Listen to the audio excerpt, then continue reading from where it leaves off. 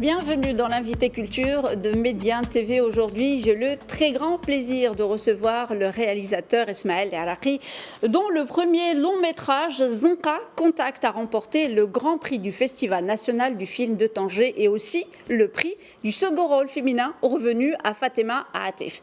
Des distinctions qui se rajoutent à une longue liste qui a commencé à la Mostra de Venise en 2020, puis au Luxor et aujourd'hui Tanger. Ismaël Araki, merci beaucoup d'avoir accepté notre invitation et merci de nous avoir aussi ramené votre trophée. Ma toute première question, quelques heures ou quelques jours après justement cette distinction, comment on savoure ce genre d'événement ? Merci beaucoup pour cette invitation. On le savoure de la même façon qu'on a fait le film, c'est-à-dire en famille, en équipe. L'équipe de ce film Zonka Contact, c'est devenu plus qu'une équipe, c'est devenu une tribu qui a permis que le film existe en fait, parce qu'ils se sont énormément donnés. Il y a beaucoup de chacun, de chacune dans ce film. On y a mis voilà, notre âme, notre cœur, mais aussi beaucoup d'heures. Et, il y a eu pas mal de souffrances. C'était un tournage compliqué. Et donc la joie est partagée comme la souffrance a été partagée. Alors, vous savez pertinemment, et ça a été dit lors justement de la remise de ce prix, qu'il y a eu débat. Pendant donc la délibération du jury. Et vote démocratique. Et voilà. Et finalement, ils ont voté. À votre avis, qu'est-ce qui s'est passé et pourquoi finalement on a dû avoir recours au vote pour justement cette distinction ? Alors, moi, je ne peux pas vous donner mon avis sur quelque chose dont je ne sais rien. Ce que je sais, ce qui est sûr, c'est que le film est osé, risqué, c'est un pari. Nous, on est très heureux aussi pour ça, parce que je pense que ça représente quelque chose d'une ouverture du festival et que c'est quelque chose qui est beau, pas juste pour nous, on est très contents évidemment, mais je pense aussi à la fois pour les jeunes et pour tous les gens qui défendent un cinéma libre, un cinéma plus osé, on va dire, ou plus risqué. Et ça fait vraiment plaisir de voir qu'on est soutenu, du coup, pas juste par le public, mais aussi par les critiques et par les membres du jury. En tout cas, la majorité démocratique des membres du jury. Oui, tout à fait. Alors, un premier long métrage après 2 courts métrages, donc Carcasse et Hrs, que j'ai eu plaisir vraiment de regarder hier soir avant cette intro. Tout le monde peut les voir, ils sont sur YouTube. Et en plus, ils sont magnifiques, franchement magnifiques. Alors, et de nombreuses distinctions, et celle du Maroc vient clore un peu la boucle de Zonka Contact, qui, je rappelle, est quand même sorti en 2020. Et aujourd'hui, 2 ans après, quel bilan vous faites pour ce parcours particulier de votre premier long métrage ? Alors, le film n'est pas sorti en 2020, il a eu sa première en 2020, mais il faut rappeler, c'est vrai qu'on a tendance à l'oublier, c'est une bonne chose qu'il y avait le Covid. Nous, c'était le premier festival, donc le film a été fini pendant le confinement. Il y a eu l'annulation de Cannes, Venise s'est maintenue un peu par miracle. Et puis, deuxième miracle, on est en sélection officielle à Venise, la sélection Horizonti, Khansa remporte le prix. Donc ça, on est très content. Et là, il y a le deuxième confinement qui arrive et qui nous bloque encore. Et donc, ce qui a été très beau pour nous, c'est que le film, effectivement, est sorti en décembre de l'année dernière. Donc, c'était un moment de rouverture des salles. C'était un moment où la séance qui était la plus importante pour nous, qui était la séance du soir, revenait, parce que Zonka Contact, c'est plutôt un film du soir. C'est un film des gens de la nuit. Donc c'est vrai que et puis il y a eu une tournée aussi qui a été magnifiquement organisée par l'IF et par Chantier en Blas, qui a été un moment de très grande joie pour nous tous en fait, parce qu'on s'est vraiment retrouvé en équipe avec le public marocain qui était évidemment, voilà, nous c'était le but. Quand j'ai eu le plaisir de parler avec Bilal Marmid pour FBM, je lui ai dit nous c'est comme si on avait fait la Coupe du Monde, on avait joué un peu dans tous les pays parce que le film est passé au Festival de Busan en Corée, il est passé au Brésil, il est passé à Londres, il est passé, enfin bref, on perd la liste, il y en a une 60aine. Mais ce qui était important pour nous, c'était la rencontre finalement avec le public marocain pour lequel il est fait, et peut-être même plus spécifiquement pour moi. C'était ce que je vais appeler le boulevard, c'est-à-dire les gens du rock, hip-hop, metal, qui sont, voilà, c'était moi il y a 20 ans, ça tombe bien parce qu'il y a des images un peu de ça, mais et donc ces rencontres-là, elles ont été magnifiques.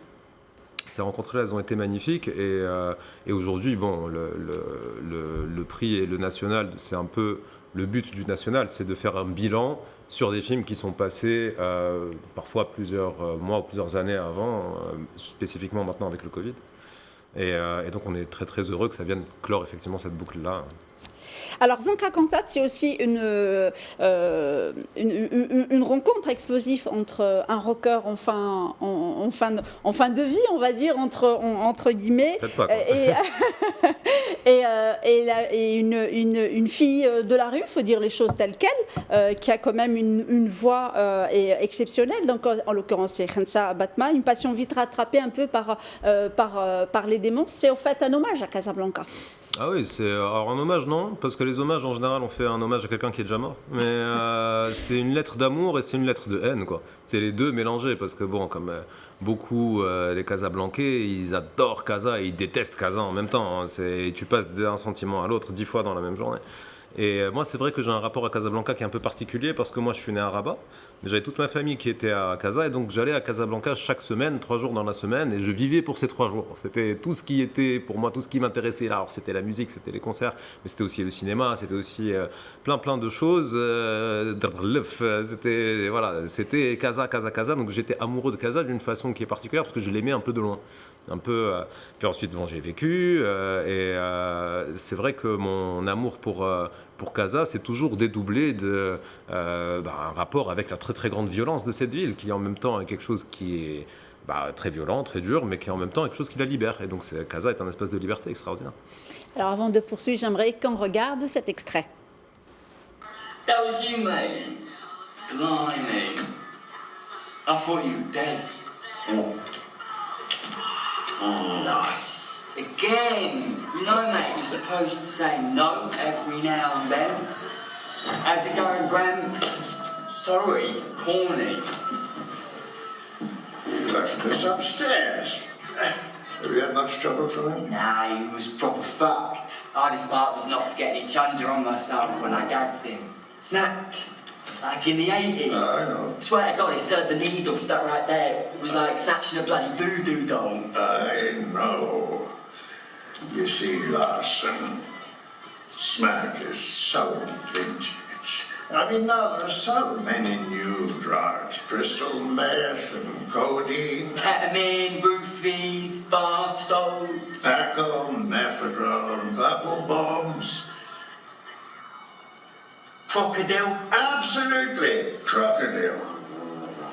What's that? Yeah. Ouch. You're welcome. What were you saying? I was saying, turn that bloody thing off. Why, I love that tune. Well now, you owe me, Larson. 150. Alors, vous le disiez juste avant cet extrait, on aime Casablanca, on la déteste. Donc, et vous disiez dans une de vos interviews, le mot oxymore est revenu. Zanka Contact étant un oxymore. J'adore cette figure de style.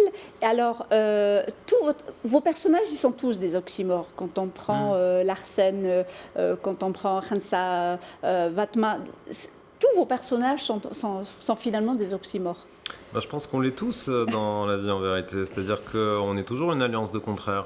Mais c'est marrant cet extrait que vous avez passé parce que, en l'occurrence, c'est un peu ça. C'est-à-dire que pour montrer, on va dire, à la fois la vie ratée, on va dire, de Larsen et aussi l'impact culturel qu'il a pu avoir et comment effectivement il s'est craché mais en partant de haut.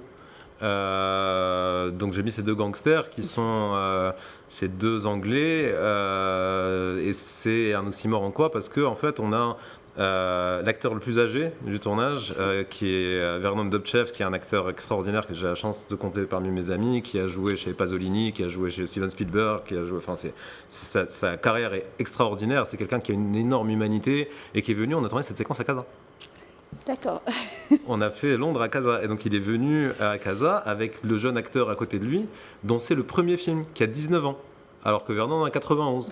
Donc on a Vernon Dobchev et Dominic Jones et qui sont comme ça très, c'est deux facettes quoi de cette ville, le jeune, le vieux, le costume un peu mode années 60 et puis l'autre qui est un punk total, voilà. Et là bon ça se dédouble mais c'est vrai que souvent c'est le même plan en fait. Donc moi j'aime bien qu'il y ait plusieurs choses à regarder dans un plan. Là par exemple c'est un peu un exemple. Quand on voit Rafer Boubker, derrière lui il y a Morad Zawi. Donc Rafer n'a pas besoin d'être violent parce que la menace elle vient de Morad qui est derrière lui. Oui. J'aime bien qu'il y ait toujours deux choses dans un plan. Alors justement en parlant de vos acteurs, donc Khansa Batma, Ahmed Hamoud, Morad Zawi, Fatima Atif, Saïd Bey, Abdelrahman Oubihim, parce qu'on ne parle pas de ce jeune. On ne parle pas assez d'Abdelrahman. En plus il est génial, il est super dans votre film et il est aussi, il faut dire, il est dans votre court-métrage donc Hrash avec Saïd Bey justement. Une grande fidélité aux acteurs. Voilà, alors justement quand on découvre votre film et quand vous l'avez présenté justement à Tanger, vous parlez toujours de cette équipe-là. Vous avez écrit pour vous avez écrit pour Khansa Batma. Ahmed Hamoud, vous l'avez vu entrer, je pense, c'était dans un café. Alors non, c'était en casting. C'était le seul pour qui j'ai fait un casting. Le seul rôle que j'avais pas de tous, c'était Ahmed. C'était le rôle de Larsen. Et oui, ça a été un long processus de casting et c'était le dernier que j'ai vu, c'était le 51e. D'accord. Ouais, alors donc justement quand vous écrivez, ça me permet de reposer ma question, donc vous écrivez pour des gens que vous connaissez, que vous côtoyez, donc c'est plus facile. D'ailleurs, vous leur avez donné leur nom, je pense, dans Oui, ça c'est un problème. C'est pas grave. C'est tellement proche que parfois j'arrive même pas à changer le nom. Saïd, son personnage dans Hrash, c'était Asad. Et là, c'est Saïd et Morad, pareil. Et bon, c'est pas forcément d'ailleurs des gens que je connais. Ça peut être des gens que j'ai envie de connaître. Mais souvent, oui, quand j'écris pour eux ou pour elles, c'est d'abord je m'inspire énormément d'elles ou d'eux. Ils me donnent beaucoup de choses. C'est peut être des toutes petites choses, la façon dont ils allument leurs cigarettes, la façon dont ils rentrent dans une pièce, la façon dont Khansa se place devant un micro, des petites choses, comme ça peut être des choses énormes. Des vrais dons, j'écris des choses dont je sais qu'elles vont les toucher à travers eux, toucher le public parce que c'est des choses qui viennent d'eux. Puis des fois, il y a des trucs aussi. Par exemple, Fatima Atif et Saïd, ils étaient ensemble à l'école à l'Izadak en fait. Fatima était un peu au-dessus de Saïd. Promotion avant Saïd. Et donc, il y a une relation qui préexiste, qui est très très forte. Et donc, c'est facile, du coup, lorsqu'on réunit ces deux personnages qui dans le film ne se voient pas, on les réunit devant la caméra et on croit facilement qu'ils se connaissent. Parce qu'il y a cette force entre eux, il y a quelque chose d'un langage du corps et quelque chose d'une proximité qui est déjà là. Et donc, voilà, on utilise aussi des choses comme ça. C'est vraiment, moi, je voudrais juste, parce que là, on a un prix, mais on en a deux. Oui, bien sûr. Et le deuxième, c'est, contrairement à celui-là, moi, comme je vous dis, ils me disent monte sur scène pour le prix. Je dis non, je monte pas sur scène, on monte sur scène. C'est notre prix, c'est un truc d'équipe. Mais le prix de Fatima, c'est le prix de Fatima. Et le prix du deuxième rôle, je trouve ça magnifique parce que la dernière édition qu'il y a eu du festival, elle a eu le prix à premier rôle pour La Guérisseuse. Oui. Et donc c'est à chaque fois qu'il y a une édition de Tanger, il y a un prix pour Fatima Atif. Parce que justement, juste pour rappeler, Fatima Atif, votre film il fait 2 heures et Fatima Atif, on la voit à la fin du film. Et alors vous avez 15 de minutes, mais d'une intensité et d'une beauté parce qu'on est dans le western, on est aussi dans la violence, on est dans l'amour, c'est impressionnant. Et c'est vrai, quand le film il finit, mais on reste sur ce moment de Fatima Atif.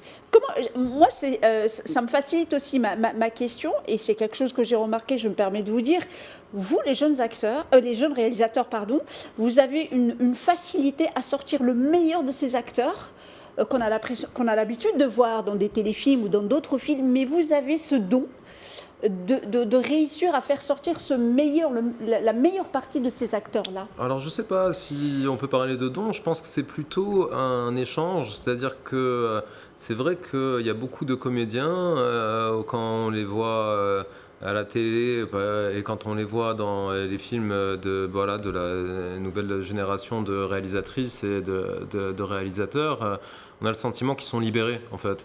Et en fait c'est ça qui se passe, c'est-à-dire que nous on les libère, on leur offre un espace de liberté et eux ils nous libèrent parce qu'ils nous permettent, comme ils sont très bon. Moi, je pense là à Saïd Bey, je pense à Fatima, je pense à Ahmed, je pense à tous ces acteurs-là, Mourad, et bien en fait, Rafiq Boubker, énormément aussi. En fait, ils nous libèrent aussi. C'est-à-dire qu'ils nous permettent d'aller loin dans ce qu'on veut faire, dans ce qu'on veut dire, dans le côté ambigu des personnages, dans cet oxymore dont on parlait tout à l'heure. On peut avoir des faces qui devraient être opposées, mais qui sont réunies par l'humanité des personnages. On est ça, en fait, beaucoup. Et ça, voilà, c'est très, très libérateur de travailler avec des actrices et des acteurs de ce calibre-là qui permettent cette liberté-là. Alors, il y a un acteur... moi j'aimerais parler, parce que vous avez beaucoup parlé de lui, et puis, il n'est pas acteur, mais il est dans le film, et c'est Alexandre Tartière, c'est votre compositeur de musique, parce que bon, c'est rock hein, dans le Alex, film. Là, vous voyez à la remise de prix, je portais le t-shirt de son groupe à l'Askanda, parce que moi je suis fan. En fait, ça a été formidable Zonka Contact parce que ça m'a donné la possibilité. Juste dire au public qu'Alexandre, voilà, c'est le. Alexandre, c'est le grand là qui est à côté de Fatima Atef. Voilà. Alexandre Tartière, j'ai eu deux chances en fait. J'ai eu la chance de pouvoir travailler avec des gens que j'admire dans ce film, des gens dont je suis fan. Donc il y a Alexandre, il y a Saïd, il y a Fatima, il y a Khansa Batma. J'ai écrit le rôle pour elle parce que j'étais fan d'elle, je l'ai vue sur scène. C'était quelque chose qui m'a vraiment changé, qui a déclenché quelque chose en moi, qui a aussi créé une reconnaissance. J'ai vu quelque chose, non pas quelque chose que je suis, j'ai pas cette cette outrecuidance, mais j'ai vu quelque chose que j'aurais voulu être. Et on m'a beaucoup dit que les personnages d'hommes dans le film, c'est ce que j'avais peur d'être, et les personnages de femmes, c'est ce que je voudrais être. D'accord. Et je pense que ça, c'est vrai. Mais donc, des gens que j'admire, mais aussi, j'ai pu travailler avec ma famille. Parce que, comme on disait tout à l'heure, il y a beaucoup d'acteurs de Harsh. Mais ce n'est pas que les acteurs, c'est l'équipe aussi artistique et technique, qui sont tous des artistes pour moi, et qui sont tous et toutes des gens, pour beaucoup, avec qui j'avais travaillé sur d'autres projets avant. Et moi, j'ai une très grande fidélité dans le travail. C'est-à-dire que quand je trouve ma famille, je suis quelqu'un d'un peu bizarre. Vous voyez, je suis quelqu'un de pas très... je suis pas très sociable, je suis pas très... j'aime pas trop faire ce qu'on me dit de faire. Je suis très attaché à ma liberté. Et lorsque je rencontre des gens qui aiment les mêmes choses que moi, qui sont bizarres comme moi, qui sont un peu fous et qui sont totalement passionnés par ce travail-là, et ben il se passe un truc où ça devient, je les prends, je les mets là, et cette porte-là de mon cœur, une fois qu'elle se ferme sur eux, ils sortent plus. Ils sont là pour toujours. Donc j'ai une grande fidélité dans le travail, et Alexandre, c'est un peu la réunion des deux. C'est-à-dire qu'Alexandre, à la fois, c'est quelqu'un dont j'admire énormément le travail musical, sans doute le plus grand perfectionniste que la Terre ait jamais porté. Et puis c'est quelqu'un qui est capable de réunir vraiment des influences très très différentes, parce qu'Alexandre, c'est un Français du Maroc. Il est né au Maroc, cadre déjà, il parle déjà parfaitement, et il a beaucoup dans ses influences musicales un mélange de musique berbère, européenne, de musique andalouse, voilà, c'est incroyable. Il est capable d'avoir. Et donc il y avait ça, et il y avait le fait qu'en fait on se connaît depuis très longtemps parce que on était au lycée ensemble, donc il y a une très grande confiance, mais aussi par exemple il y a le groupe Les Variations, qui est un groupe marocain des années 70, qui a une grande place notamment dans la scène de western dont vous parliez tout à l'heure. Ouais. C'est-à-dire que la musique des Variations, ce mélange qu'ils ont fait entre le western, le rock et la musique marocaine, notamment plutôt des rythmes berbères, c'est forcément cheb et tout ça, donc c'est des choses qui sont un peu... ça m'a donné l'idée de ces séquences-là avec Fatima Atef, et donc c'est Alexandre qui m'avait fait découvrir Les Variations par exemple. Donc c'est des choses comme ça qui se mélangent. Il y a beaucoup de choses, le film leur doit énormément, et pas seulement dans ce qui est évident. Alors, Zonka Contact, c'est vrai que le film a été déjà diffusé en salle de cinéma. Quelle vie après, justement, ce que vous m'avez parlé, peut-être qu'il serait en plateforme de streaming, parce qu'il faut voir ce film. Donc, quelle vie après les salles de cinéma? On est très très heureux, parce que moi je défends beaucoup le travail d'une dame qui s'appelle Yasmina Tsamal, qui a créé une plateforme qui s'appelle Flamine, sur laquelle, pour 40 dirhams par mois, vous pouvez voir des films d'auteurs un peu de tous les pays, mais quand même spécifiquement aussi beaucoup de films marocains et des films de patrimoine qui sont souvent difficiles à voir, les films marocains. Moi, j'ai grandi avec ça, c'est-à-dire que j'ai grandi avec des films dont on me parlait, mais que je ne pouvais pas voir. L'Aqdab al-Fuqara, je l'ai vu à 25 ans, alors qu'on m'en parlait depuis que j'en avais 15. Et donc, il y avait cette difficulté à voir les films que cette plateforme Flamine, pour moi, résout. Mais il y a aussi beaucoup de films modernes, contemporains, les films de Nabil Ayouch au effort, que je félicite pour son prix aussi, beaucoup de films contemporains, les films de Fawzi Messaidi et tout ça. Et donc, on a le plaisir, d'annoncer, c'est le moment pour le dire, que Zra Contact sera sur la plateforme Flamine à partir de la semaine prochaine.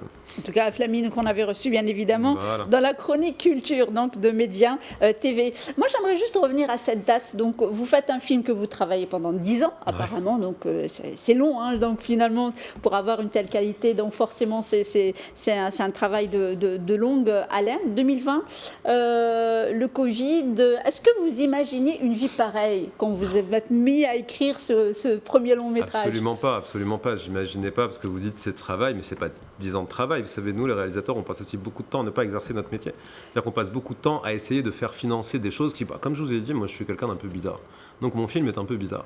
Oui. C'est-à-dire qu'il coche pas les cases, quoi. C'est un truc qui est, on aime ou on n'aime pas, mais on nous a souvent dit c'est un ovni, quoi. C'est un truc ça ne ressemble à rien d'habituel. Lorsque vous ne ressemblez à rien d'habituel, c'est une force, parce que vous avez une originalité, vous avez très bien, mais avec les banquiers, ça peut être compliqué. Donc pour faire financer le film, on vous dit mais c'est super, c'est bien écrit, et puis ça gagne des prix, et tout ça. Mais là, quand on rentre en financement, ça devient un peu compliqué parce qu'on a envie d'être rassuré. On a envie de se dire mais ça ressemble à tel truc, ça ressemble à tel truc, ça ressemble. Et là, c'était pas trop le cas, et donc ça a été très très compliqué. Donc ça, déjà, c'était le premier truc auquel je m'attendais pas. Donc ça prenne autant de temps, que ce soit aussi compliqué, qu'il y ait autant de murs à abattre, en fait. Ça, c'était vraiment une bataille dès le tout début. Ensuite, il y a eu la bataille de la diffusion du film avec le Covid. Moi, je me suis déplacé autant que j'ai pu moi, je cherche clairement, la proximité avec le public est hyper importante pour moi. C'est vraiment, je suis quelqu'un qui aime ça profondément. J'estime que le film, il crée en fait, il remue en fait quelque chose chez les gens qui le voient, et je suis tout à fait disponible et prêt pour en parler après, parce que c'est un don du public, cette émotion, et donc j'aime beaucoup ça. Mais donc ça a été compliqué avec le Covid et tout ça. Et ensuite, on arrive à cette boucle bouclée. C'est dingue. On aurait, comme souvent dans la vie, on l'aurait écrit dans un film, on n'y aurait pas cru. Voilà. Alors, juste avant de poursuivre, j'aimerais qu'on regarde cet autre extrait.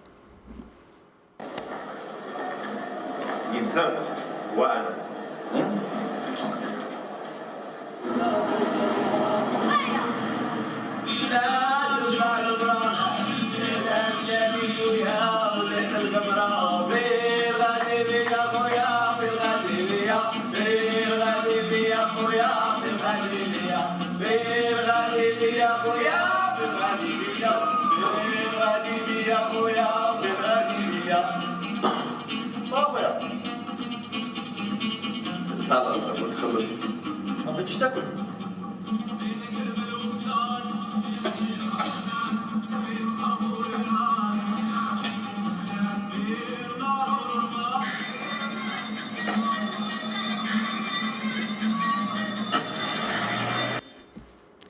Alors, Smaïl Gherachi, j'ai vraiment envie de vous poser la question. Vous êtes réalisateur ou rock'n'roll? Vous êtes vraiment un fan moi, c'est ma vie, c'est ma vie depuis toujours. En fait, là, ça tombe bien, cette séquence, parce que le jeune homme qui joue ce chauffeur qui vient chercher, donc le personnage principal, Larsen, en fait, le mec débarque à Casa, il vole la limousine de quelqu'un d'autre. Ça tombe bien, on parlait de fidélité tout à l'heure, de aussi ce qu'on prend aux gens et tout. C'est Karim Bsri, qui est un ami, qui n'est pas du tout acteur, mais qui est un ami que je connais depuis le CM2. Et donc de le mettre dans ce film, c'est aussi parce que Karim, il est comme ça. Et quand on rentre dans la voiture avec Karim, c'est fait une razibia khoya, et par ailleurs, Karim a fait l'accueil des invités à un moment de Mawazine, et donc il allait chercher les gens comme ça, et donc j'imagine que c'était la même ambiance dans sa voiture. Mais donc c'est toujours le même truc, c'est qu'on prend aussi des choses de la vie des gens et qui font qu'il y a quelque chose de très naturel et de très organique en fait quand on filme. Eh ben, je pense qu'on arrive à la fin de cet entretien. Merci beaucoup, Smaïl Araqi, d'avoir accepté notre invitation. Encore une fois, félicitations pour ce prix, celui aussi de Fatima Atif, et merci pour ce très très beau film. Merci beaucoup. Et merci à vous, chers téléspectateurs, pour votre fidélité. Restez avec nous. L'information se poursuit sur nos différents canaux, Médiane TV Arabique, Médiane TV Maghreb et Médiane TV Afrique, et sur notre média digital, medianews.com.